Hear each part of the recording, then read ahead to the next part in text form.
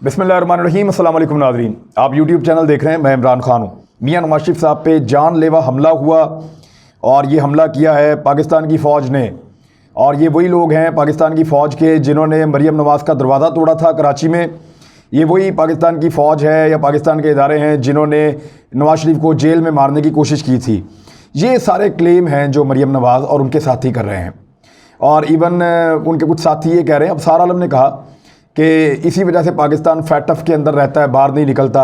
शहबाज शरीफ साहब ने इसकी बड़ी मजम्मत की। ये सब लोग बहुत गुस्से में हैं और पाकिस्तान की फ़ौज पर और इदारों पर इल्ज़ामात लगा रहे हैं कि इन्होंने जो है वो स्याह फार्म 4 लोगों को हायर किया और उनको नवाज शरीफ को कत्ल करने का टास्क दिया गया। जो बज़ाहिर ये इस वक्त फील दे रहे हैं ना सबको, अल्फाज के चुनाव में हो सकता है थोड़े मोहतात हों, लेकिन लोगों को पैगाम ये दे रहे हैं कि 4 स्याह फार्म लोग आए लंदन में, उन्होंने मियां नवाज शरीफ के पास जाने की कोशिश की, उनको बड़ी मुश्किल से रोका गया। वो मुसल्ला थे और वो नवाज शरीफ साहब को कत्ल करना चाहते थे, उनको असैसिनेट करना चाहते थे, उनके ऊपर एक हमला था जानलेवा। ये इनका क्लेम है। और उसके बाद इन्होंने बहुत सारे जो है वो ट्वीट कर दिए, बहुत सारी चीज़ें कह दी। मिसाल के तौर पे मरीम नवाज साहिबा ने इसमें अंग्रेज़ी में भी ट्वीट किए, उर्दू में भी ट्वीट किए और बार बार ट्वीट किए। नवाज शरीफ की ज़िंदगी के साथ दौरान हिरासत खिलवाड़ करने वाले अब तक बाज नहीं आए। नवाज शरीफ का मुकाबला उस सोच से है जिसने मेरी बीमार वालदा की तस्वीरें बनाने की कोशिश की, होटल में मेरे कमरे का दरवाज़ा तोड़ा। सब जानते हैं कि वहाँ पे कौन थे, वो तो इल्ज़ाम किस पे वो लगाते हैं। और आज फिर नवाज शरीफ पर हमलावर होने की कोशिश की गई। खुदा किसी को कम ज़र्फ और बुज़दिल दुश्मन ना दे। इल्ज़ाम वो लगा रहे हैं हुकूमत पे या पाकिस्तान की फ़ौज पे। मरीम नवाज जब बोले तो वो फ़ौज पे इल्ज़ाम लगाती हैं डायरेक्टली। अब क्योंकि इससे पहले वो कह चुकी हैं ये सारा कुछ, ये वो लोग हैं जो नज़र नहीं आते, ये वो लोग हैं जो खलाई मखलूक हैं, ये वो लोग हैं जो इदारों में बैठे हैं। फिर जनरल बाजवा का और जनरल फैज़ का नाम भी लेते रहे हैं। इन्होंने इल्ज़ाम लगाया, लेकिन ये 7 जगह पे गलती कर गए। इनके 7 झूठ पकड़े गए फ़ौरन, यानी एक दिन के अंदर पकड़े गए। इतनी बड़ी पार्टी है, इतने सियाने लोग हैं, इतना कारोबार किया है, पाकिस्तान जैसे मुल्क को मनी लॉन्ड्रिंग के लिए इस्तेमाल किया है, बेशुमार पैसा बनाया है, और इतना सारा कुछ करने के बाद भी आपको सही तरह झूठ भी नहीं बोलना आता। फिर हमारे लोग बहुत भोले हैं या सारे आपके साथ मिले हुए हैं। अब ये झूठ जो पकड़े हैं ये मैं आपके सामने सारे के सारे रख देता हूं। पहला वाकया है जुमेरात का, और ये साबित हो रहा है पुलिस रिपोर्ट के अंदर। ये आपको मैं पुलिस रिपोर्ट का अक्स दिखा रहा हूं, इसको आप देख लीजिए कि पुलिस रिपोर्ट क्या कह रही है। अब ये पुलिस रिपोर्ट के अंदर अगर आप देखें तो ये पुलिस रिपोर्ट साफ कह रही है कि जो रिपोर्ट किया गया है उनको वाकया, क्योंकि ये 2021 में 20 तारीख को उन्होंने कहा यह वाकया हुआ और रिपोर्ट किया गया, और उस दिन जुमेरात थी। ये पुलिस रिपोर्ट के अंदर लिखा हुआ है। तो एक तो वाकया जुमेरात का है। जुमेरात वाले दिन नून लीग सारा दिन चुप रहती है, तमाशा देखती है, सोचती है करना है नहीं करना है, करना है नहीं करना। पाकिस्तान में प्राइम टाइम चल रहा था उस वक्त जब यह वाकया हो रहा था। हमारा और बरतानिया का 5 घंटे का फर्क है। यानी ऐसा भी नहीं है कि रात को 3 बजे वाकया हुआ। वहां जो काम दोपहर 3 बजे होता है, पाकिस्तान में शाम 7 बजे होते हैं, 8 बजे होते हैं, चले 9 बज जाएंगे, प्राइम टाइम है। बेहतरीन खबर थी, मीडिया को दी जाती। तो वाकया है जुमेरात का, और शोर मचाया मरीम नवाज साहबा ने, और ये कहा कि आज हुआ है। मरीम नवाज साहब ने भी कहा आज हुआ है, शहबाज शरीफ साहब ने भी आज हुआ ये कहा। नासिर भट्ट का इंटरव्यू किया इरफान हाशमी ने, ये जर्नलिस्ट हैं वहां पे होते हैं लंदन में। नासिर भट्ट ने क्लेम किया कि वाकया आज हुआ है, उन्होंने भी कहा कि जुम्मे को हुआ, लेकिन ये वाकया जुमेरात को हुआ था। PMLN ने ये डिसाइड किया जुमे को कि इसको इस्तेमाल करो वाकये को, और क्योंकि इसकी फुटेजेस को उन्होंने कुछ एडिट करना था। फुटेजेस में बहुत सारी ऐसी चीज़ें हैं जिनमें वो 4 स्याह फार्म लोग बहुत कुछ ऐसा बता रहे हैं जो PMLN को सूट नहीं करता। तो उसको एडिट करने में, उसके अंदर से अपने मर्जी के जुमले निकालने में, और जो जुमले मर्जी के नहीं है उनको हटाने में। आपको पता ना, वीडियो एडिट करने में तो मास्टर है। इन्होंने जज अरशद मलिक की वीडियो कैसे एडिट की थी, तो इसी तरह एडिट करने के अंदर इनको टाइम लगा, और वो जो टाइम लगा उसको इन्होंने लाके सोशल मीडिया के ऊपर फिर डाला और ये सारा ड्रामा किया। तो एक दिन इसलिए ज़ाया हो गया, वरना ये जुमेरात को ही खबर दे देते। वो इसलिए नहीं दी क्योंकि एडिट करना था, एडिटिंग में टाइम लगना था, मरीम नवाज ने अप्रूव करना था, तो सब ने मिलकर फैसला करना था, और फिर इन्होंने जुम्मे वाले दिन इस खबर को फोड़ा। लेकिन इनको पता नहीं है कि अब सहाफ़ी वहाँ पर लंदन में भी काम कर रहे हैं और पाकिस्तान में भी कर रहे हैं, और इनके ज़र खरीद तो लोग हैं नहीं। तो लोगों ने जब पुलिस की रिपोर्ट देखी तो उसमें लिखा हुआ है कि वाकया 20 मई को हुआ है। सब हैरान हो गए कि ये हमें बता रहे हैं 24 घंटे के बाद। 24 घंटे पहले 3 दफ़ा के वज़ीर आज़म के ऊपर जानलेवा हमला हुआ और बता रहे हैं 24 घंटे के बाद। तो पहला झूठ तो यहां पकड़ा गया। आ जाए दूसरे झूठ पे। ये जो कॉल की जाती है ना बरतानिया में, बच्चे भी कर देते हैं, खवातीन भी कर देती हैं, आम शहरी वहाँ पे कर देते हैं। नवाज शरीफ साहब वगैरह तो बहुत बड़े टैक्स पेयर हैं, ये तो वहाँ के बड़े अमीर टाइकॉन्स हैं, अमीर तरीन इलाकों में रहते हैं, इनका बड़ा पैसा उनके बैंकों में पड़ा है, ये बड़े प्रायोरिटी के ऊपर ये लोग हैं। मैं 7वें नुक्ते में आपको बताऊंगा कि इनकी प्रायोरिटी क्या है बरतानिया में, इनको कौन सा स्टेटस हासिल है वहाँ पे इनकी प्रॉपर्टी को। 999 पे इनको इमरजेंसी पे कॉल करनी चाहिए थी, और ये ऐसी इमरजेंसी होती है जो फौरी तौर पे फैसिलिटेट करती है आपको। लेकिन इन्होंने कॉल जो की जुमेरात वाले दिन, वो 999 पे नहीं की, और वाकये के दौरान नहीं की। जब वो आए उस वक्त कॉल नहीं की इमरजेंसी होगी आ जाएं, नहीं। उनके जाने के बाद ये कॉल करते हैं नॉन इमरजेंसी नंबर 101 या 101 101, उसके ऊपर नॉन इमरजेंसी के नंबर के ऊपर उन्होंने कॉल की। 3 दफ़ा का वज़ीर आज़म पाकिस्तान का, हर दिल अजीज़ लीडर, उसके घर वाले, उसके बच्चे, बाकी सब लोग उसको प्रोटेक्ट कर रहे हैं, उसके ऊपर जानलेवा हमला हो रहा है, और कॉल की जा रही है एक नॉन इमरजेंसी नंबर के ऊपर, इमरजेंसी नंबर पे कॉल नहीं की जा रही। ये दूसरा झूठ पकड़ा गया।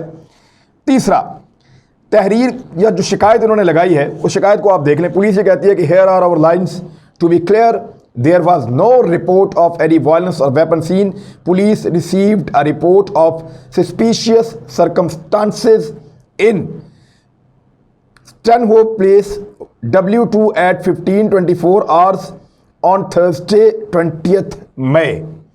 वो कह रहे हैं पुलिस को ना एक शिकायत मौसूल हुई 20 मई को, और उसमें बाकी चीज़ें मैं आपको अगले पॉइंट्स में बताता हूँ।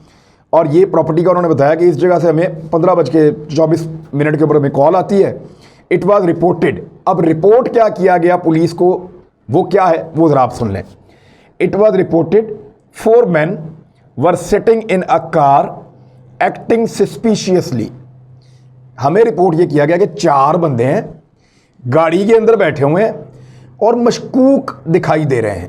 बस ये थी शिकायत कि हमारी प्रॉपर्टी के बाहर 4 बंदे गाड़ी में बैठे हैं जो मशकूक दिखाई दे रहे हैं। कॉल तो करनी चाहिए थी कि नवाज शरीफ के ऊपर हमला हो गया है, 4 मुसल्ला लोग आ गए हैं, वो हमारे साथ दस्तों गिरेबान हैं, हम नवाज शरीफ को प्रोटेक्ट कर रहे हैं। 999 पे कॉल किए, पुलिस आ जाए, फौरी तौर पे बड़े पैमाने पे वहां लॉ एनफोर्समेंट पहुंचे और उन बंदों को काबू करे। होना तो ये चाहिए था, नहीं हुआ। बाद में शिकायत भी गलत लगाई कि 4 बंदे गाड़ी में बैठे, हमें लगता है मशकूक हैं, ये शिकायत है। फिर आगे लिखते हैं कि ऑफिसर अटेंडेड, हमारे ऑफिसर वहां पे पहुंचे, but the vehicle had left, वो गाड़ी जा चुकी थी। There were no report of any assault, वहां किसी किस्म के तसादुम की, हाथापाई की, या किसी किस्म का धक्कम पेल की, या किसी भी हमले की, किसी किस्म की और इंजरी की, और एनी वेपन सीन, इन चीज़ों की कोई रिपोर्ट वहाँ पे हुई ही नहीं। कोई तनाज़ा इस तरह का नहीं हुआ जिसके ऊपर कोई कार्रवाई पुलिस करे, और इन्होंने रिपोर्ट भी नहीं किया। तो तहरीर में या जो शिकायत है इनकी, उसमें इन्होंने कोई ऐसी चीज़ पुलिस को नहीं बताई, और वो जानबूझकर ऐसा किया। अगर ये पुलिस को कहते कि हमारी बिल्डिंग पर अटैक हुआ है तो ये मामला सीरियस हो जाता, और पुलिस इसकी जो है ना वो जड़ तक जाती, इसको पूरे को चेक करती, ये बंदे ढूंढती, उनको जाके इन्वेस्टिगेट करती और असल मामला सामने लेकर आती। इन्होंने लिखा जी गाड़ी में कुछ बंदे हमें मशकूक लगे हैं। अब ये कह सकते हैं जी वो हमारा शक हो सकता है, जान छूट जाएगी, पुलिस की रिपोर्ट खत्म, मामला खत्म, ये मामला हमेशा के लिए दब जाएगा अब, क्योंकि इन्होंने रिपोर्ट जानबूझकर गलत किया है। इन्होंने रिपोर्ट किया जी बंदे आए थे, गाड़ी में बैठे थे, हमें लगा मशकूक है, हमने आपको बता दिया, बंदे चले गए, बात खत्म। इन्होंने ये नहीं कहा कि बंदे आए थे, एक घर में घुसे, फिर दूसरे में जाने की कोशिश की, गार्ड के साथ लड़े, हमारे साथ लड़े, उनके पास हथियार थे, ये तो कहा ही नहीं इन्होंने पुलिस को। क्योंकि अगर ये बात ये पुलिस को कहते, जो पाकिस्तान के मीडिया को ये कह रहे हैं, तो क्या होता पता है आपको? तो फिर ये होता कि पुलिस इसकी जड़ तक जाती, बंदे तलाश करती, और इसका पूरा नतीजा निकाल के सामने रखती कि जनाब आपने ये फेक कॉल की है। तो ये इन्होंने जानबूझकर ये नहीं किया। चौथा, इन्होंने हथियारों का क्लेम किया था।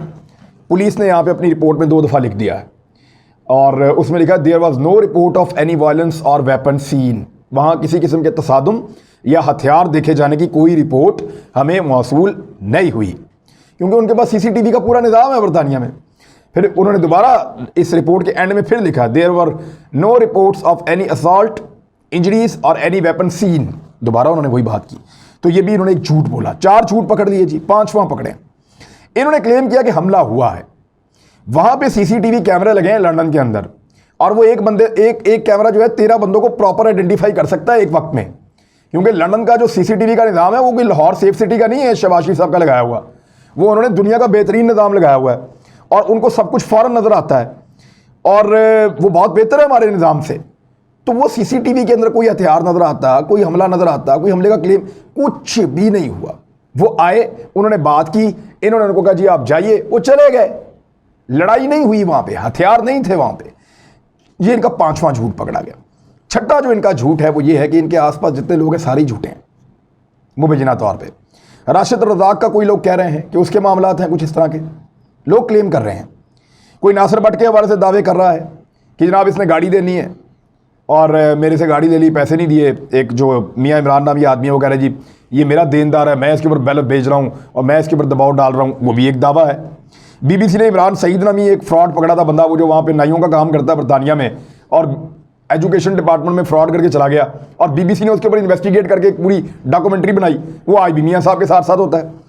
तो ये वहाँ पे फ्रॉडिये बहुत सारे इकट्ठे हुए हैं और ये एक छठा झूठ है कि वो सारे बंदे वहाँ मौजूद थे और उस वक्त कोई लड़ाई और आप जानते हैं आबिद शेरली को, वो 1 मिनट में बंदे के गले पड़ता है, तो आबिद शेरली भी वहाँ पे मौजूद था, लड़ाई तो कोई नहीं हुई।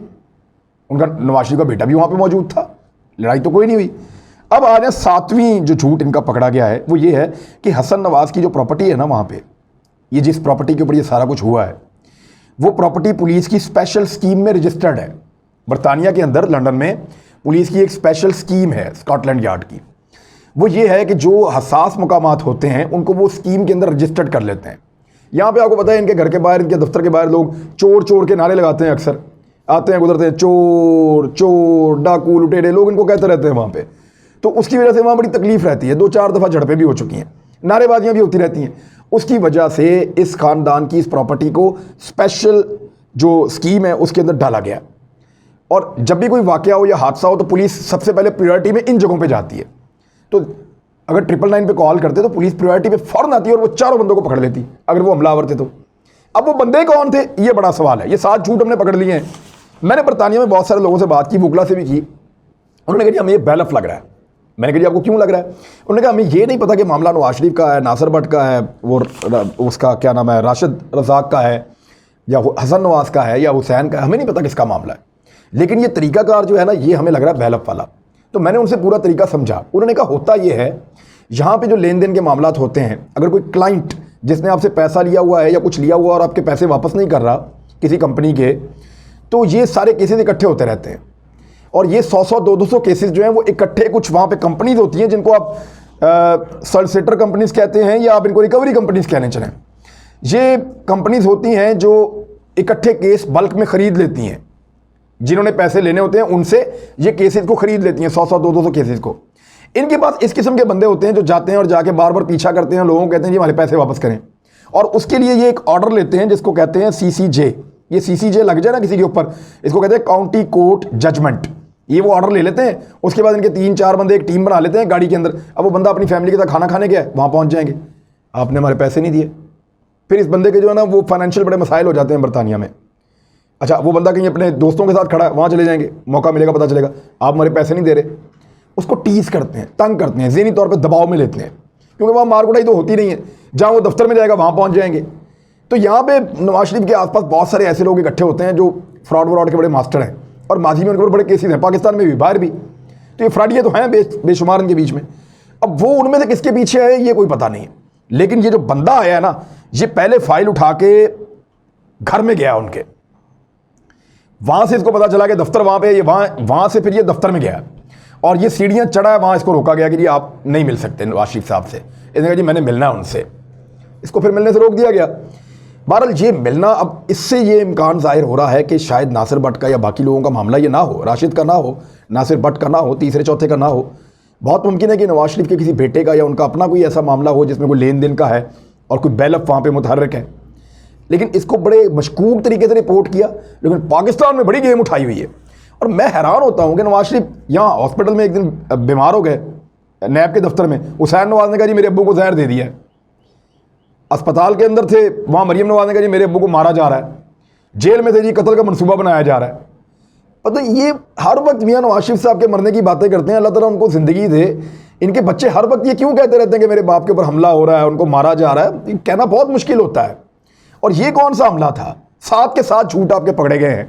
अब अगर ये 7 झूठ के ऊपर कोई जवाब देना चाहता है ना, तो मैं हाजिर हूँ जनाब, वो मुझे जवाब दे दें और मैं उनका जवाब जो है वो यहाँ तक पहुँचा दूंगा और फिर आपसे 7 सवालात और पूछ लूँगा, क्योंकि मैं इसको छोड़ूंगा नहीं। इस पर मैं और इन्वेस्टिगेशन कर रहा हूँ। मेरे कुछ दोस्त हैं वो बरतानिया में, उन्होंने वादा किया है कि वो 2-4 दिन के अंदर पूरी कहानी बताएंगे कि एक्चुअली ये कौन थे, क्या हुआ था, किसके पीछे आए थे, सारी कहानी खुल जाएगी। अब तक के लिए इतने, अपना ख्याल रखिएगा, अपने इस चैनल का भी। अल्लाह हाफ़िज़।